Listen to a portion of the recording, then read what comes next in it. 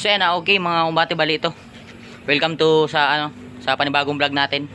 Bali ngayon yung gagawin namin, yung ipapakita namin sa inyo yung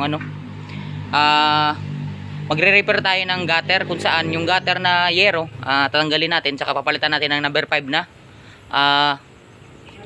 PVC pipe. Bali ngayon papakita namin sa inyo kung ano yung gagawin. Bali ngayon magbabaklas muna kami. So tara, let's go. So yan, natanggal na namin lahat mula dito hanggang dun sa dulo. Bali hinihintay natin ngayon mga kumbate yung PVC na number 5 na ikakabit natin dyan.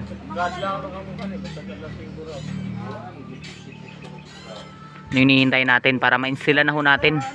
Medyo yung panahon ngayon makulimlim. Ito na yung bali ito na yung PVC na dumating na number 6. Yung ginamit, bali nililiautan namin sa pagkakatingan para mailagay natin dyan.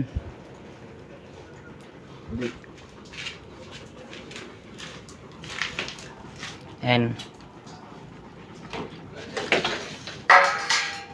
ito mga tropa. Bali yung magsisilbing brace rin nito mga kumbating gagamitin namin dyan, silbing PVC rin para yung mga gantong klaseng gutter, makabagong pamamaraan, hindi agad nabubulok. Yung gagamiting downspout na number 6 na T reducer, na yung reduce nya is number 3 para meron dyan sa gitna.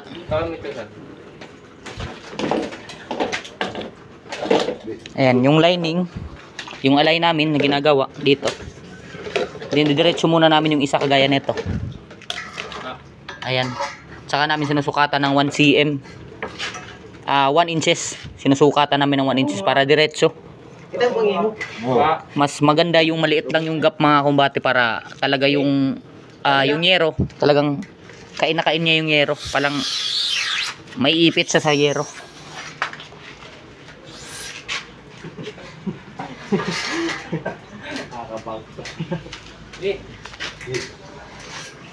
And bali kinakating na namin yung PVC na number 6 mga kumbate, para sa gagawin natin pag-i-install doon mismo sa sa gutter na sinasabi ko sa inyo. Ayan, bali kinakat na namin. Saka yung pinagkakata namin, ito yung magsisilbing brace rin nya. Diretso na ho, na para talagang walang tapon. Ayan, ito yung nakat na namin mga kumbate, kung saan binigyan natin siya ng ng 1 inches.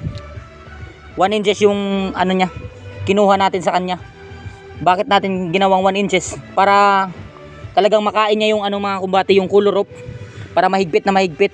Ibubuka lang natin to ng ganyan, pag ganyan mga kumbate. Sa yung nakuha namin dyan, ito yun, pinagputol-putol na namin, na yung sukat nito nasa 60 cm.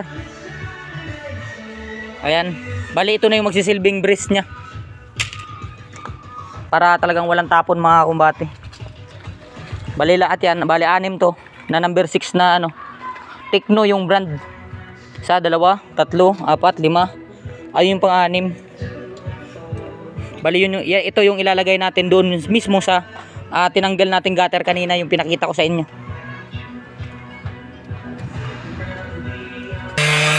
Ayan, bali patuloy kami ngayon sa pagkakat mga kumbate, para matapos na ho, kinat na muna namin para diretso na yung pagtatrabaho mamaya.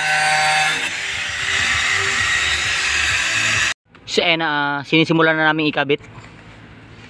Yun yung pamamaraan namin mga kumbate sa pagkakabit nito.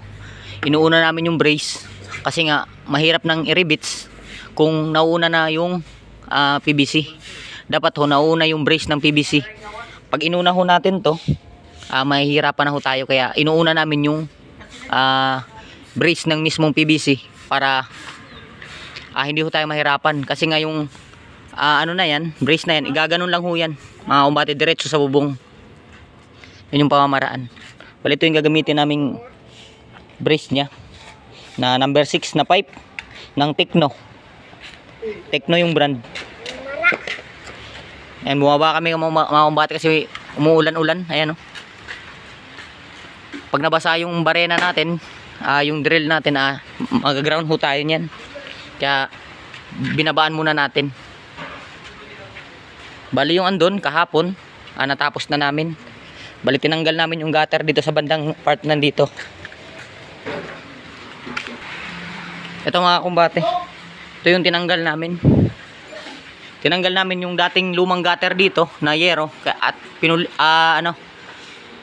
pinalitan namin ng ito PVC na number 6 kasama nung PVC natin doon.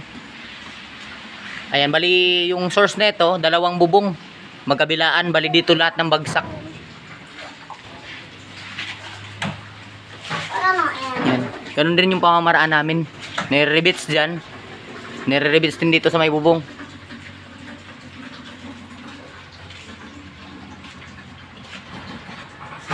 Ayan. Bali, ito mga kumbate, okay na to. Hindi ho talaga maiiwasan dyan sa mga join. Talagang nilalagyan ho natin talaga yan ng bulkasil. Kasi nga, kahit na-rivets na ho natin yan, tulo na tutulo yan kung walang bulkasil. Kaya nilalagyan ho natin yan ng bulkasil.